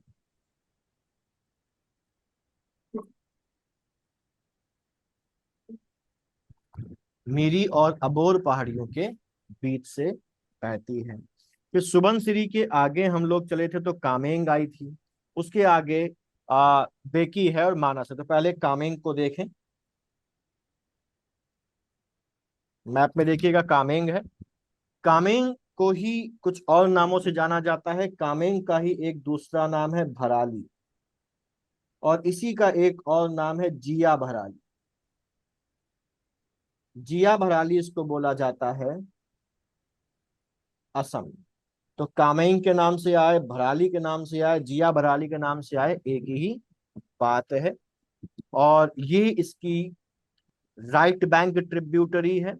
और इसके बगल में क्या है? पक्के टाइगर रिजर्व है। फिर भूटान से आने वाली दो रिवर से हैं इंपॉर्टेंट। भूटान से आने वाली एक रिवर है बेकी, बस नाम ध्यान रखिए। और दूसरी रिवर है मानस नदी। और इस नदी पर क्या है? मानस नेशनल पार्क है। मानस नेशनल पार्क भूटान और भारत दोनों में फैला हुआ है।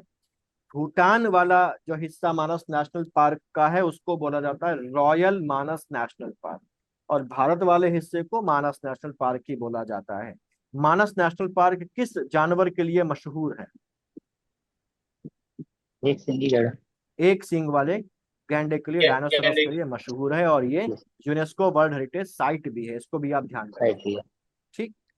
उसके बाद हमारे पास फिर ये बांग्लादेश में एंटर हो जाती है, गदाधर मिलती है, संकोश मिलती है, फिर ये बांग्लादेश में एंटर हो जाती है। अब अगर हम बांग्लादेश में एंटर होने के बारे में बात करें तो बांग्लादेश में एंटर होने के बाद इसका नाम बदलकर क्या हो जाता है, इसका नाम बदलकर हो जाता है जमुना। जमुना। ठीक।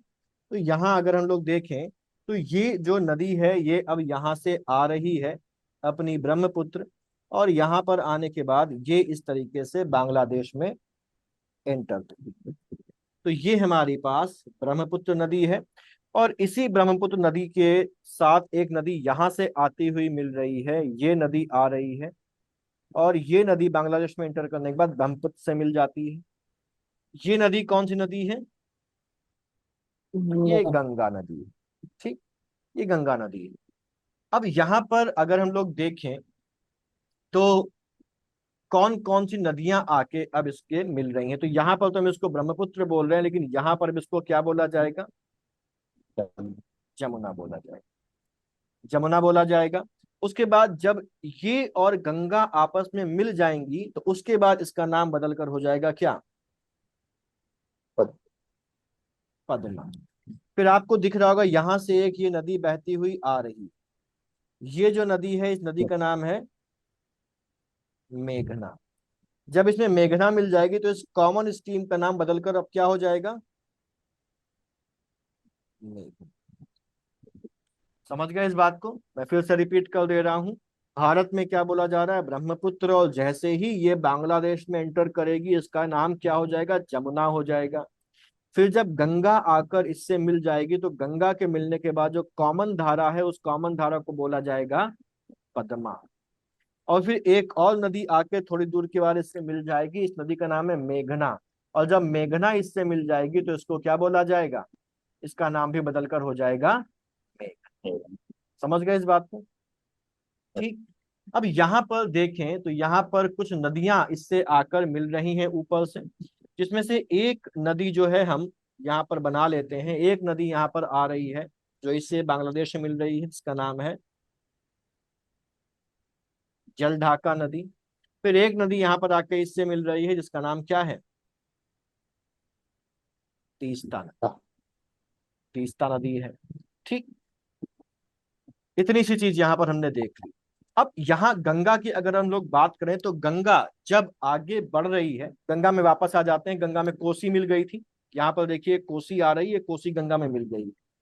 इसके बाद हम लोग जब आगे चलते हैं तो यहाँ पर पश्चिम बंगाल में जब गंगा आती है, तो पश्चिम बंगाल में जब गंगा आती है तो यहाँ पर एक बैराज है, यहाँ पर एक बैराज है जिस बैराज का नाम है फरक्का बैराज। इस फरक्का बैराज के आगे से गंगा जो है वो दो भागों में बट जाती है। एक भाग गंगा का यहाँ से निकलकर इस तरीके से बहता है और आगे जाके अरब सागर में, सॉरी, बे ऑफ बंगाल में गिर जाता है। दो धाराएं हो गई, एक तो बांग्लादेश चली गई, ये गंगा ही है, बांग्लादेश चली गई, और ये जो दूसरी धारा यहाँ पर निकली है इस दूसरी धारा को नाम दिया जाता है क्या? हुगली नदी। ठीक।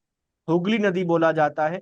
इस हुगली नदी से कई सारी नदियां आकर अब यहाँ पर मिलती हैं। तो हुगली नदी की सहायक नदियां कौन कौन सी उनको देख लीजिए जरा ध्यान से।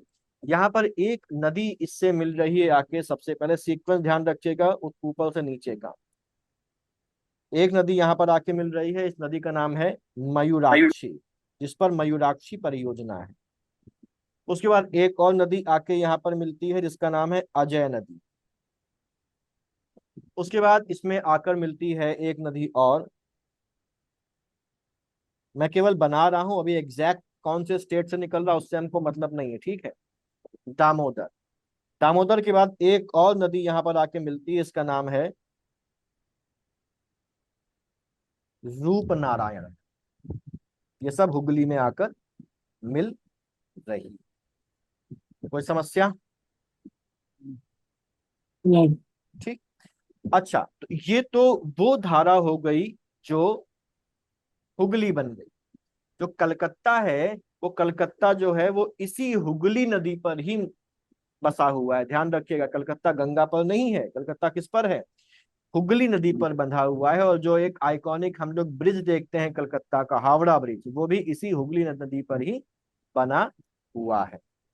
अब यहाँ पर गंगा की एक आखिरी ट्रिब्यूटरी हम लोग देख लेते हैं, जो ऊपर से आ रही है और आने के बाद बांग्लादेश में जाके गंगा से मिल जाती है। ठीक, ये जो नदी है, इस नदी का नाम है महानंदा। क्या नाम है इसका? महानंदा नदी। ये गंगा की ट्रिब्यूटरी है। इसके बाद गंगा जब आगे चलती है और ब्रह्मपुत्र से मिल जाती है, उसके पहले ही, क्योंकि गंगा समुद्र के पास आ गई है और गंगा का जो फ्लो है वो बहुत धीमा हो जाता है यहाँ पर। और जब नदी समुद्र के तट के पास पहुंचकर अपना फ्लो बहुत धीमा कर देती है, तो वो अपने साथ लाए जाने वाले सभी सेडिमेंट्स को इकट्ठा करना शुरू कर देती है, जिससे कि वहां पर डेवलप होता है डेल्टा। ठीक है, और यहाँ पर बनता है दुनिया का एक सबसे बड़ा डेल्टा, जिसको हम जानते हैं गंगा ब्रह्मपुत्र डेल्टा के नाम से। एक चीज और यहाँ पर है कि अब गंगा यहाँ पर कई सारी छोटी छोटी धाराओं में बंटना शुरू हो जाती है, जिनमें एक धारा तो हम हुगली को देख ही चुके हैं। इसके बाद बांग्लादेश में भी ये महानंदा से मिलने के बाद कई सारी धाराओं में टूटती है, जिसमें एक इंपॉर्टेंट धारा यहाँ पर निकल के आती है गंगा की ट्रिब्यूटरी के रूप में, जिसको नाम दिया जाता है मधुमती नदी का। इस पर सवाल पूछा जा चुका है कि मधुमती जो है वो किसकी डिस्ट्रीब्यूटरी है। तो मधुमती जो है वो गंगा की डिस्ट्रीब्यूटरी है बांग्लादेश में, ये ध्यान रखिएगा। ठीक है, समझ रहे हैं ना नदियों का? ये मैप क्लियर हो रहा है आप लोगों को? Yes sir.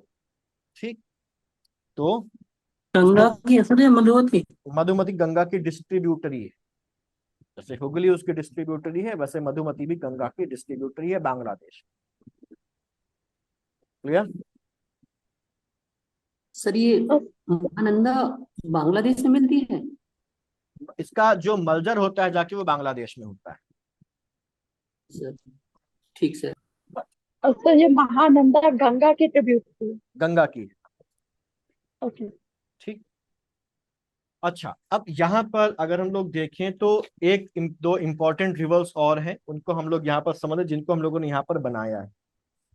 ठीक, इसको हटा दूं मैं?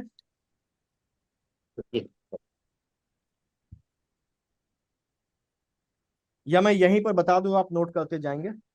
यहाँ पर थोड़ा सा बेहतर रहेगा। यहाँ पर अगर हम लोग बात करें, सबसे पहले बात करते हैं तीस्ता की। ठीक है ना, तीस्ता की बात करते हैं। तीस्ता जो है, ये तीस्ता किसकी ट्रिब्यूटरी है? उसका किसकी? सर ब्रह्मपुत्र की। गंगा ब्रह्मपुत्र नहीं, की। यमुना की। ब्रह्मपुत्र की हाँ, तीस्ता ब्रह्मपुत्र की, जिसको सिक्किम अब जमुना सिक्किम कहा से आती है। जा रहा है। हाँ, जी तो जो सर, जमुना तीस बोलिए बोलिए बोलिए। तीस्ता होगी। नहीं नहीं सर, वो जमुना का नाम बदल जाता है ना पर। हाँ, ठीक है, तो हम बात कर रहे हैं तीस्ता की। लोकेशन आपने उसकी देखी ली। तीस्ता जो है वो ब्रह्मपुत्र या जमुना की ट्रिब्यूटरी है। ओरिजिन कहाँ से होता है? सिक्किम में कंचनजंगा पर्वत के पास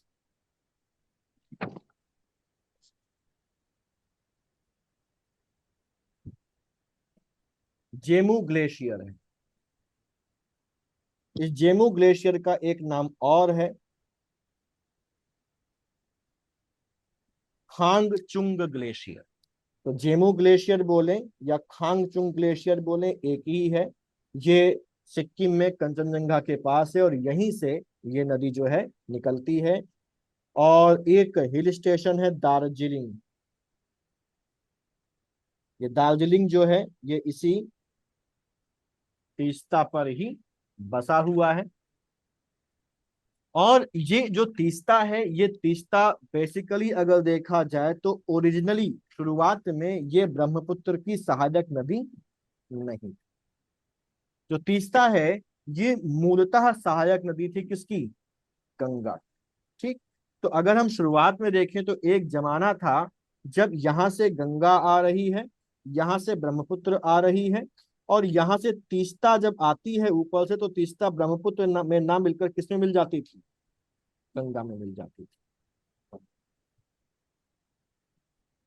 ठीक है, तो शुरुआत में जो तीस्ता थी वो ब्रह्मपुत्र की नहीं बल्कि गंगा की ट्रिब्यूटरी थी।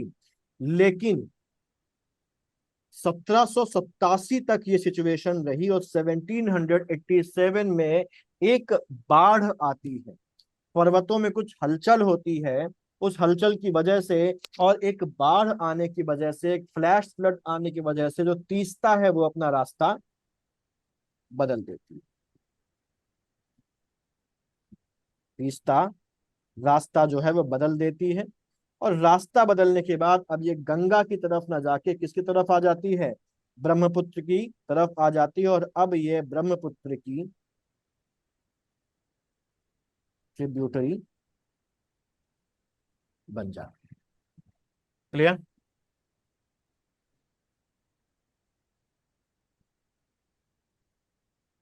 चेंज करें पेज? यस। ठीक है, ब्रह्मपुत्र की एक और ट्रिब्यूटरी हम लोगों ने देखी थी तीस्ता के बाद यहां पर, जिसका नाम है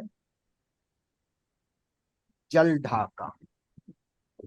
जलढाका जो है इसका भी ओरिजिन कहां से है? इसका भी ओरिजिन है सिक्किम में। सिक्किम में एक दर्रा है, एक पास है जिसका नाम है जेलेपला या जेलेपला पास।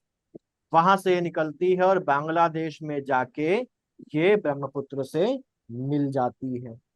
इसके किनारे बसे हुए कुछ इंपॉर्टेंट जो शहर हैं वो कौन कौन से हैं? तो गैंगटॉक। गैंगटॉक कौन से राज्य में है? कैपिटल। कालिम्पोंग हिल स्टेशन और जलपाईगुड़ी, ये सब इसी जलढाका के तट पर ही मौजूद है। इसी के तट पर बहुत बसे हुए। खूबसूरत शहर है सर ये। कौन सा वाला? कालिम्पोंग ना? गैंगटोक। गैंगटॉक भी गैंगटोक है। सर, कालिम्पोंग। हाँ गैंगटॉक, सर बहुत अच्छा है, मैं गया हूँ सर। हाँ जी, गैंगटॉक से भी सुंदर कालिम्पोंग है। जी। ठीक, अब हम लोग आ जाते हैं। जी सर, नॉर्थ सिक्किम और सर बढ़िया है थोड़ा सर। स्लाइड ऊपर कर दीजिएगा। हाँ, हुगली। ये क्या लिखा था सर, गंगटोक के आसाम में? गैंगटॉक, कालिम्पोंग और जलपाईगुड़ी। गैंगटॉक सिक्किम में है।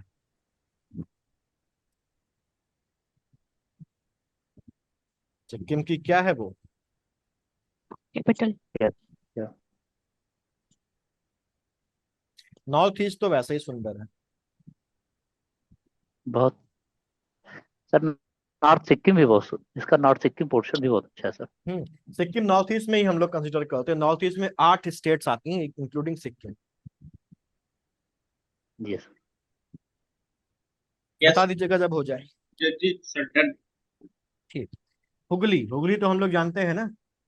अब जी यहाँ पर देखिए, हुगली में हम लोगों ने देखा यस था सर। हुगली की सहायक नदियां कौन कौन सी हैं। हुगली की सहायक नदी मरे है मयूराक्षी। हुगली की सहायक नदी है अजय, अजय। दामोदर और रूपनारायण। ठीक, अजय, दामोदर और रूपनारायण, इनके बारे में जरा हम लोग थोड़ा थोड़ा समझ लेते हैं। बात करते हैं सबसे पहले मयूराक्षी। मयूराक्षी पर कई बार सवाल पूछा गया है। अच्छी परियोजना। हाँ, परियोजना की वजह से ही ये इंपॉर्टेंट हो जाती है। Yes sir. तो रिवर मयूराक्षी ये क्या है? ये हुगली की ट्रिब्यूटरी है। ये झारखंड और ओरिजिन ओरिजिन से मतलब नहीं, बस अब यहाँ पर छोटी छोटी नदियां हैं, इनके बारे में बस जो जरूरी है उतना। और वेस्ट बंगाल में इसका फ्लो है। इस पर एक परियोजना है जिसका नाम है इसी नदी के नाम पे मयूराक्षी परियोजना। मयूराक्षी मतलब जिसकी जो आंखें हैं वो मोर के जैसी हैं। उसके बाद अगली है रिवर अजय। ठीक, हुगली की ही सहायक नदी है ये। बिहार, झारखंड और वेस्ट बंगाल में जो है इसका फ्लो है। अगली इंपॉर्टेंट नदी इसकी दामोदर। दामोदर नदी इंपॉर्टेंट है, बहुत ज्यादा इंपॉर्टेंट है, क्योंकि ये जो दामोदर है ये भी एक रिफ्ट वैली में बहती है। जनरली हमसे अगर पूछा जाता है कि हमारे देश में कौन कौन सी नदियां जो हैं जो भ्रंश घाटी में बहती हैं, तो हमारे दिमाग में मुख्यतः सबसे पहला जो नाम आता है वो नर्मदा का आता है, और दूसरा जो नाम आता है वो किसका आता है, तापी का या ताप्ती का आता है। लेकिन इनके अलावा भी और भी नदियां हैं जो रिफ्ट वैली में बहती हैं, जिनमें से एक दामोदर है और दूसरी कौन सी है, महानदी भी। ठीक, तो मोटे तौर पर देखा जाए तो नर्मदा, तापी, दामोदर, महानदी नदियां जो हैं ये रिफ्ट वैली में बहती हैं। हालांकि दामोदर और महानदी की रिफ्ट वैली उतनी प्रोमिनेंट नहीं है जितनी नर्मदा और तापी की प्रोमिनेंट है, क्योंकि उसमें तो दोनों तरफ पर्वत है, इसलिए वो दूर से दिखाई पड़ती है कि वो रिफ्ट वैली है। जबकि दामोदर और महानदी की जो रिफ्ट वैलीज हैं वो धरती की हलचल से बनी है, कोई पर्वत पर्वत का निर्माण नहीं हुआ। हाँ, जमीन थोड़ी सी धंस गई है, और उस धंसने की वजह से ये दामोदर और महानदी उसी एक प्री डिटरमाइंड पाथ पर बहती हुई आगे बढ़ती है। ठीक है, तो इनका भी नाम ध्यान रखना है, दामोदर और महानदी भी जो है वो रिफ्ट वैली में बहने वाली नदियां हैं। क्लियर? यस। ठीक। दामोदर जो है ये भारत की सबसे ज्यादा पॉल्यूटेड नदियों में से एक मानी जाती है। यमुना भी बहुत पॉल्यूटेड है, हम लोग तो देखते हैं ना कि किस तरीके से दिल्ली के आसपास यमुना की दुर्दशा हो गई है, झाग वाली नदी बन गई है वो। और हमारे देश में हम नदियों को, देखिए, एक किसी व्यक्ति ने कहा था कि कोई वो नदी जो जितनी ज्यादा पवित्र होगी वो उतनी ही ज्यादा क्या होगी, प्रदूषित होगी। पोल्यूटेड। जितनी पवित्र उतनी ही प्रदूषित। गंगा, यमुना इसके उदाहरण हैं। और दामोदर भी जो है वो एक बहुत ज्यादा प्रदूषित नदी है। लेकिन दामोदर के प्रदूषित होने का कारण इसका पवित्र होना नहीं है, इसके प्रदूषित होने का कारण है इंडस्ट्रियलाइजेशन। जब हम दामोदर नदी की बात करते हैं, जब महानदी की बात करते हैं, और ऐसे ही इस इलाके की बाकी नदियों की बात करते हैं, तो हमको यहाँ का जो ज्योग्राफी है उसको समझने की जरूरत होती है। वो इलाका है जहाँ पर छोटा नागपुर प्लेट्यू और उससे संबंधित राजमहल पहाड़ियां, रांची हिल्स वगैरह वगैरह पाए जाते हैं, जो भारत का खनिज भंडार है। यहाँ पर कोयला मिलता है, यहाँ पर चूना पत्थर मिलता है, यहाँ पर आपका लोहा मिलता है, और भी मिनरल्स, लगभग जितने भी इंपॉर्टेंट मिनरल्स हैं वो ज्यादा या थोड़ी मात्रा में यहाँ पर मिलते हैं। और इसी वजह से ये जो इलाका है ये एक इंडस्ट्रियल हब के रूप में डेवलप हो गया है। और जहां पर इंडस्ट्रीज डेवलप होंगी वहां पर इंडस्ट्रीज से निकलने वाला कचरा होगा, वहां पर इंडस्ट्री से निकलने वाली गंदगी होगी। और किसी भी कचरे को, किसी भी गंदगी को बहाने का सबसे आसान रास्ता क्या होता है, आपके शहर का सीवेज कहाँ जाता है, नदी में जाता है। आपके सर शहर की नदियों जो में। सबसे नजदीकी नदी होगी वहां आपके शहर का सारा सीवेज जाता है, वो चाहे गंगा हो, वो यमुना हो, या कोई और छोटी बड़ी नदी हो। तो ऐसे ही दामोदर और जो दूसरी नदियां यहाँ पर हैं उन सब में इंडस्ट्रियल वेस्ट पूरा बहाया जाता है। और इतना इंडस्ट्रियल वेस्ट यहाँ पर बहाया गया है कि एक सिचुएशन ये आ गई थी कि ये नदी ऑक्सीजन लेस हो गई। इस नदी के पानी में जो ऑक्सीजन है वो खत्म हो गई थी। इसके सभी जीव जंतु जो इसमें पाए जाते थे, मछलियां और जितने जलीय जंतु थे, सब मर गए थे। और इसीलिए दामोदर को बोला जाता था डेड रिवर। क्या बोला जाता था, मृत नदी। किस वजह से, पॉल्यूशन की वजह से। तो ध्यान रखिएगा ये नदी के बारे में, पहली चीज कि ये किस में बहती है, रिफ्ट वैली में बहती है, हिंदी में बोले तो भ्रंश घाटी में बहती। ठीक, कहां से निकलती है, अभी मैंने नाम लिया, छोटा नागपुर पठार से।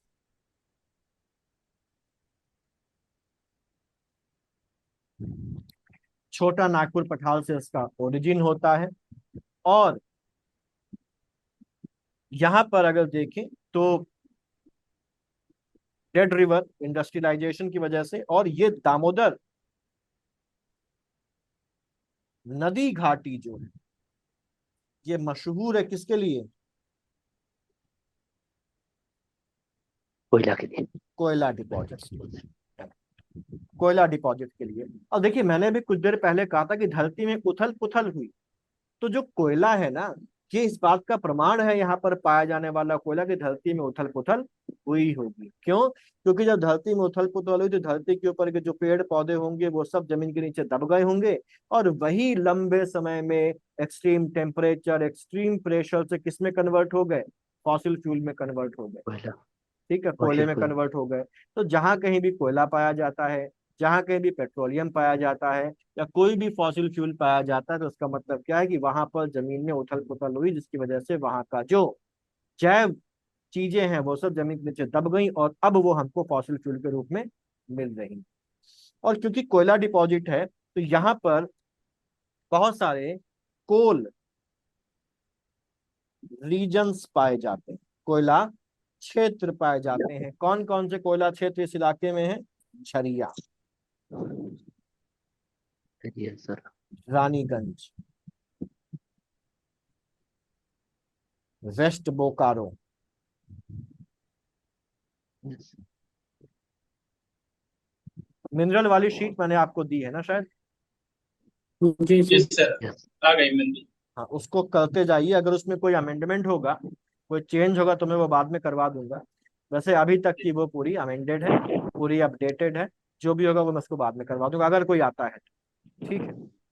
रामगढ़। सर एक हम्म, एग्रीकल्चर प्रोडक्शन की भी आएगी sheet आएगी आएगी, मैं भेज दूंगा। थी। ठीक है। South Karanpura,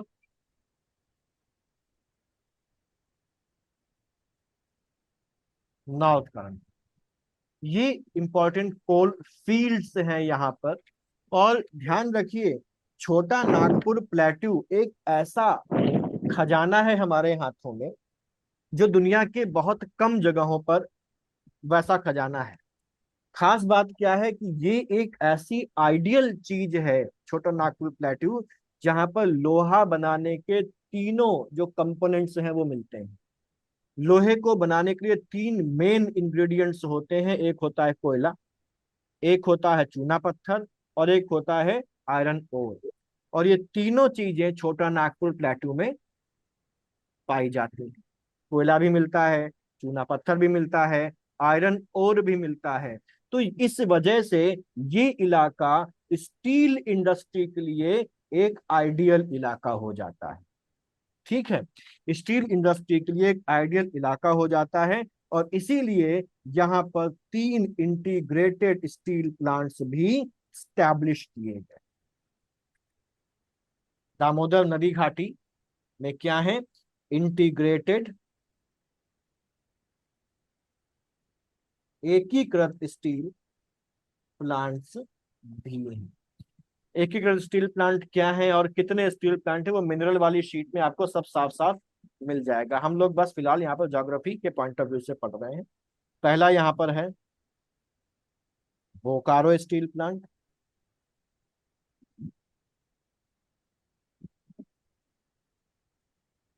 Raniganj steel plant,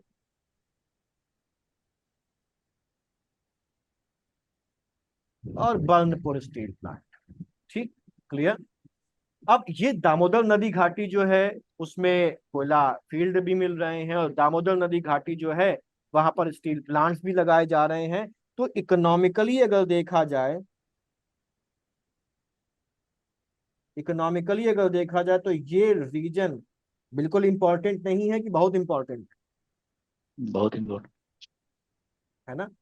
ये रीजन यस। बहुत इंपॉर्टेंट है।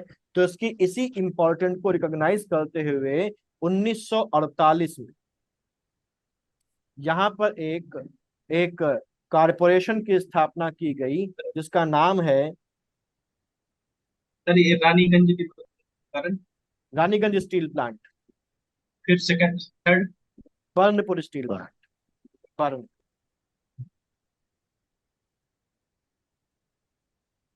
दामोदर वैली वैली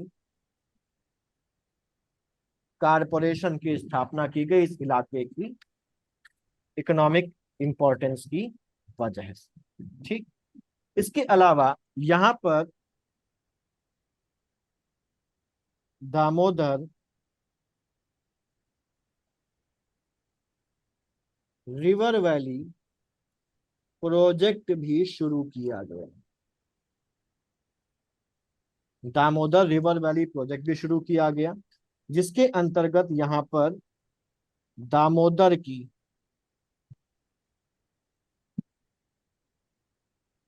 सहायक नदी बराकर पर 3 बांध बनाए गए। और बराकर पर बने हुए ये जो 3 बांध हैं, इन 3 बांधों का नाम है तिलैया बांध,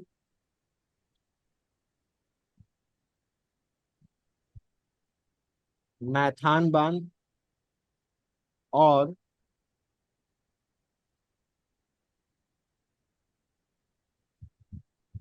बेल पहाड़ी बांध, या कहीं कहीं बैल पहाड़ी भी लिखा मिलता है। ठीक, बैल पहाड़ी बांध। क्लियर? तो दामोदर की एक सहायक नदी कौन हो गई? बराकर हो गई, जहां पर तिलैया बांध है, मैथान बांध है और बैल पहाड़ी बांध है। ऐसे ही दामोदर पर भी एक बांध है, दामोदर पर है पंचेट बांध।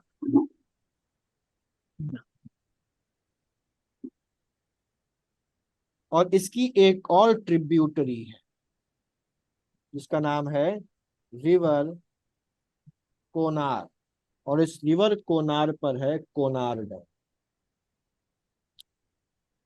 क्लियर? Konar yes dam.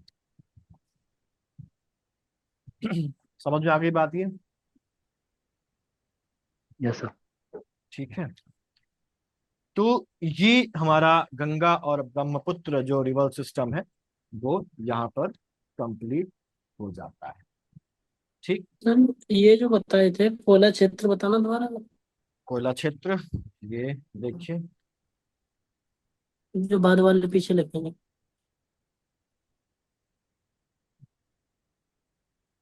देखा? हाँ देखिए सर, लास्ट वाला क्या लिखा सर? मैं शुरू से बता देता हूँ। झरिया है, रानीगंज है, वेस्ट बोकारो है, ईस्ट बोकारो है, रामगढ़, साउथ करणपुरा और नॉर्थ करणपुरा। साउथ करणपुरा और नॉर्थ करणपुरा। ठीक सर। ठीक है, क्लियर? जी सर। आज की क्लास में इसमें कोई डाउट आपके मन में? सब चीजें क्लियर है ना? Yes sir. सर ये सर बहुत स्लाइड अच्छा। को लास्ट कर दीजिएगा जरा, तो हाँ, लास्ट का नोट डाउन। एक सेकंड।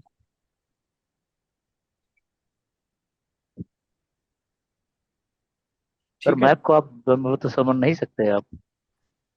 क्या बोल रहे हैं? सर अगर आप मतलब अगर आप एटलस देखें तो उसको आप हम्म ब्रह्मपुत्र को समझ नहीं सकते, जिस तरह से आपने उसको डिस्ट्रीब्यूट किया है। बहुत अच्छा किया सर आज। जी जी।